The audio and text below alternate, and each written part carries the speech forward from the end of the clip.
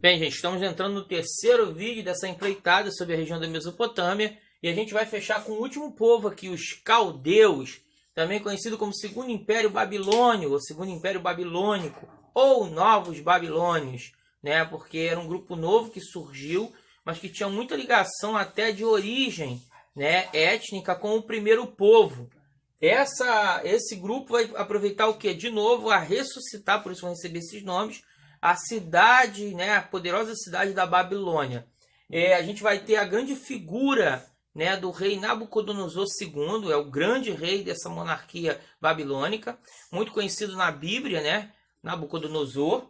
Ele vai construir uma grande obra épica do mundo antigo, né, que são os jardins suspensos da Babilônia, que ele vai construir em homenagem à sua esposa. Parece que ele tinha trazido ela de um reino muito distante, e ela, com a saudade que ela tinha, ele mandou construir um jardim que lembrasse, né, tivesse muita aparência com a região em que ela foi criada, né, para ela poder, né, ter dias mais felizes ali naquele povo totalmente diferente. Nabucodonosor vai ser conhecido também por suas vitórias. Exemplo está aqui, está lá na Bíblia, o cativeiro da Babilônia. Nabucodonosor que vai conquistar o último reino, né, dos hebreus, que é o reino de Judá, né? Ele que vai trazer todos os judeus a um cativeiro na região da Babilônia. Esse povo caldeu, ele vai ser reconhecido como o maior de todos os impérios que surgiram na Mesopotâmia, tá? E depois só vão ser derrotados e conquistados pelos medos persas. Bem, isso a gente vai ter aqui porque agora a gente vai entender por que tantos povos diferentes vão ser conhecidos como os povos mesopotâmicos. Vamos lá, galera, continuando. Agora vamos entender por que esses povos eles ficam conhecidos como povos mesopotâmicos, apesar de serem povos diferentes, né, que até vão ter alguns governos, até etnias diferentes. Mas por quê? Principalmente a questão cultural deles é muito idêntica. Alguns grupos vão acabar absorvendo, né, itens de outros grupos. E aí exemplos acádios vão acabar aderindo à escrita cuneiforme, que surgiu com os sumérios. É um exemplo.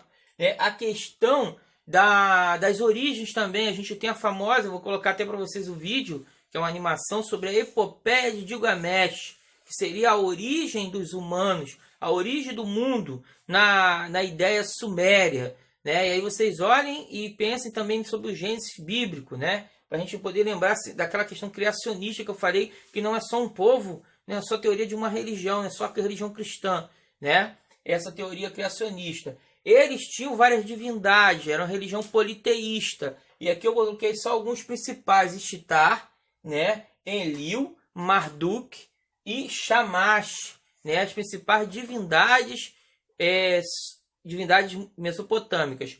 E você vai ter a figura muito famosa dos zigurates. No livro de vocês está na página 89, tá? No livro de vocês são os zigurates. Vou mostrar aqui para vocês a imagem, vocês vão ver aí no livro, né? São o que? Desses templos em formas piramidal, né? Com escadas, aonde que isso era usado, né? Principalmente para aspectos religiosos, né?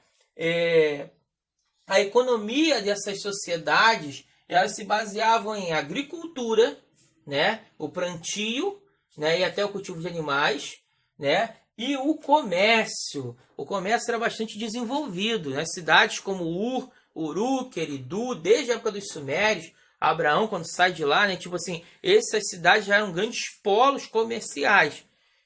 Governos centralizados na figura sempre do monarca, do imperador, tirando, é claro, a única questão diferente aí são os sumérios, que existiam as cidades-estado, mas que também eram centralizados no rei, só que em cada cidade. Cada cidade ela tinha um governo independente da outra cidade, o que não vai acontecer nos outros, que é totalmente centralizado os impérios. E teocráticos. O que quer dizer teocráticos?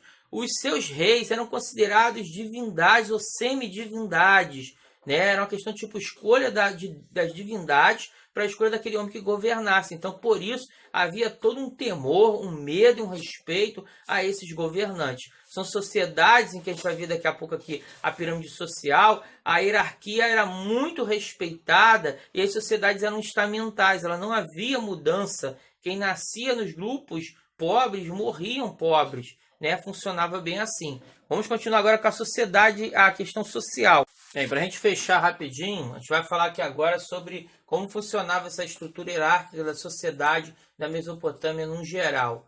Você tinha a nobreza lá em cima, né, que era ligada sempre à figura do monarca. Abaixo dele havia os sacerdotes, né, que era muito importante pela questão da religiosidade mesopotâmica controlar, né? Lembrando que o rei ele era conhecido como uma semidivindade, uma divindade, então era um governo teocrático, então a figura do sacerdote era de extrema importância. Você depois tinha o escriba, que era aquele que controlava tudo para o rei, né? Que vai ter uma função, só vai ser mais respeitado no Egito Antigo, mas já tinha uma função extremamente importante nos povos mesopotâmicos. Você tem as outras figuras que são as outras profissões, que aí entra o artesão, entra o médico, profissões que, né, estavam abaixo desses principais cargos, mas tinha grande liberdade e uma condição razoável nessa sociedade mesopotâmica. E aí vinha a sustentação dessa sociedade, que normalmente eram os que trabalhavam muito e não tinham direitos, né? Aqui estamos a questão dos camponeses, né, que trabalhavam nas terras que normalmente pertenciam todas elas ao monarca, né? E por último, os escravos, que normalmente eram o quê? Eram pessoas que cometeram delitos e foram condenados a essa condição, outros por questões de guerra, prisioneiros de guerra, e havia também os casos, né, das pessoas que acabavam sendo vendidas pelos seus familiares, né, que é um hábito da escravidão do mundo antigo, que a gente vai ver muito em todas as sociedades desse mundo antigo. É bom a gente compreender que é claro que isso aqui havia principalmente mudanças com as conquistas e com o crescimento desses impérios da região da Mesopotâmia, mas era uma estrutura muito ligada a essas características, tá?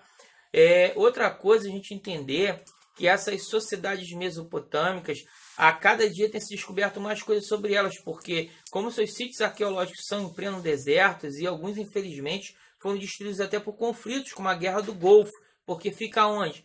Já falei para vocês, no país chamado Iraque, né? Então, por isso, a gente cada dia pode ter mudanças, né, na interpretação desse período, dessa história desses povos. Beleza? A gente vai até aqui. Bem, de Mesopotâmia a gente para até as atividades do livro na página 89, 1 e 2. E a gente vai voltar semana que vem com o Egito Antigo, o Egito dos Faraós. Valeu? Um abraço. Fiquem com Deus.